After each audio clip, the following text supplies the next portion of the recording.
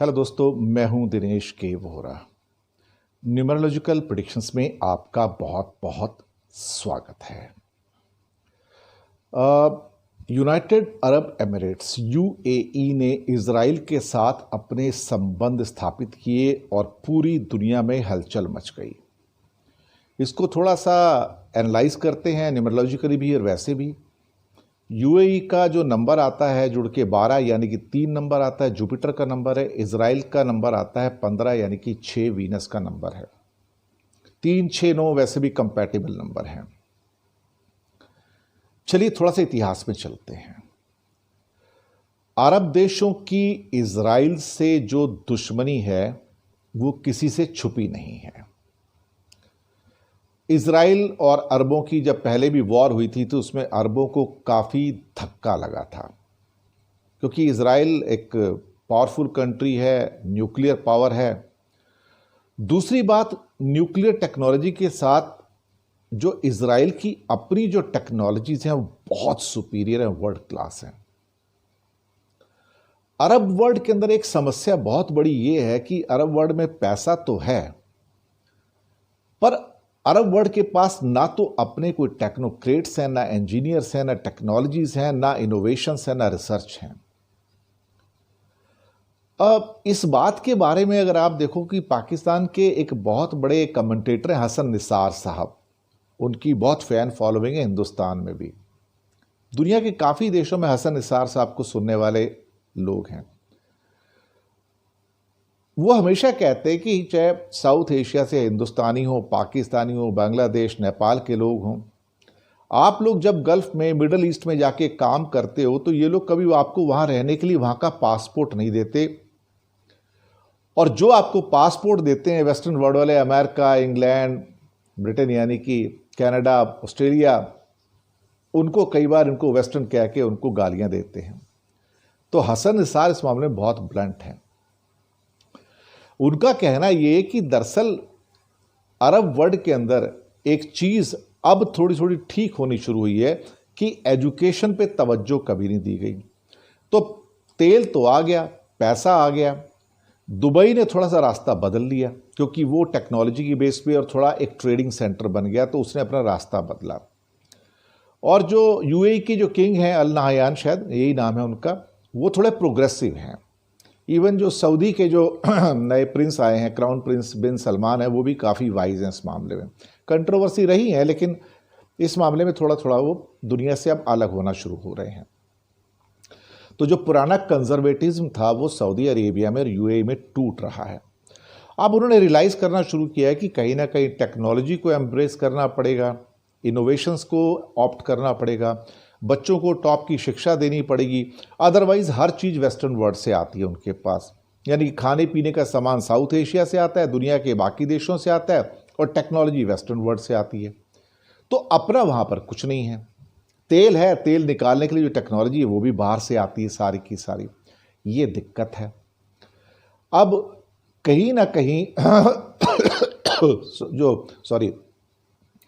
जो Arab world की Israel के साथ जो रंजिश है उसको जॉर्डन और इजिप्ट पहले 2 कंट्री थे जिनके उनके साथ संबंध थे। बॉर्डर भी ऑलमोस्ट साथ साथ लगे हुए हैं। तो उन्होंने तो फैसला किया कि हम इजराइल से लड़ना नहीं चाहते हैं। सॉरी। और सऊदी अरेबिया वैसे भी इजराइल से थोड़ा दूर रहता है और उसके ऊपर कोई कमेंट भी नहीं करता है। इजराइल और सऊदी दोनों अमेरिकन एलाइज हैं, और अमेरिका वैसे भी 5 नंबर ट्रेडिंग का नंबर है मरकरी का। तो इजराइल जो के ऊपर कभी भी सऊदी अरेबिया कमेंट नहीं करता है। अब होता क्या है कि यूएई को दरअसल बहुत बार ख़तरा पैदा होता था, ख़ास तौर से इजराइल के द्वारा, और उससे क्या है कि गल्फ़ में एक अशांति रहती थी। अब यहाँ पर क्या हुआ कि यूएई ने एक मास्टर स्ट्रोक खेला अमेरिका के थ्रू। भारत ने भी उसके इस कदम का स्वागत किया। हुआ यह है कि यूएई ने इजराइल के साथ डिप्लोमेटिक रिलेशन एस्टेब्लिश करने का फैसला किया, और इसमें बहुत सारे लोगों ने कहा कि पैलेस्टाइन को आप देखिए, पैलेस्टाइन का इशू एक अलग इशू है, दोनों को मिक्सअप यहाँ पे उन्होंने नहीं किया है। और जहाँ तक पैलेस्टाइन को सपोर्ट करने की बात है तो वो यूएई का सपोर्ट उनको है, और वो एस्टेब्लिश होने के बाद, रिलेशन होने के बाद भी वो रहेगा वो। लेकिन समस्या अब ये है कि यूएई बहुत पावरफुल है। तेल के मामले में तो खैर पावरफुल है ही है, टेक्नोलॉजी और एडवांसमेंट के मामले में फाइनेंशियल ट्रेडिंग सेंटर के रूप में दुबई, आबू धाबी भी बहुत स्ट्रांग है। दुबई तो बहुत ही स्ट्रांग है।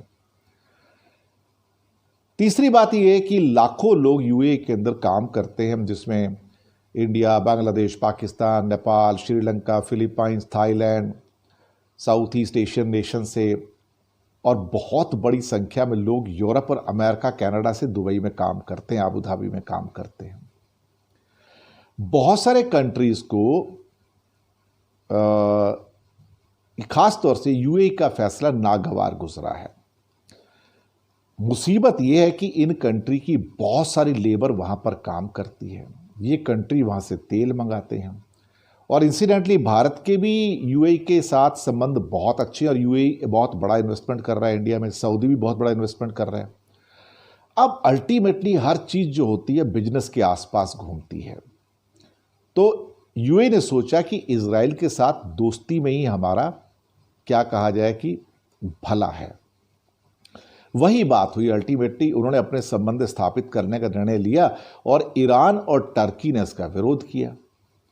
अब टर्की ने तो धमकी दे डाली कि मैं तो यूएई से समझौता तोड़ दूंगा। अब देखिए, यूएई से समझौता तोड़ के तो फिर टर्की का ही नुकसान होगा, यूएई का नुकसान तो होने वाला है नहीं। एक बात हमें समझ लेनी चाहिए, टर्की इतनी पावरफुल इकॉनमी नहीं है कि वो यूएई को टक्कर दे सके। यूएई जैसा है, बहुत पावरफुल है, बहुत रिच है, और यूएई को बेसिकली जो प्रेस्टीज भी है वो भी बहुत ज़्यादा है।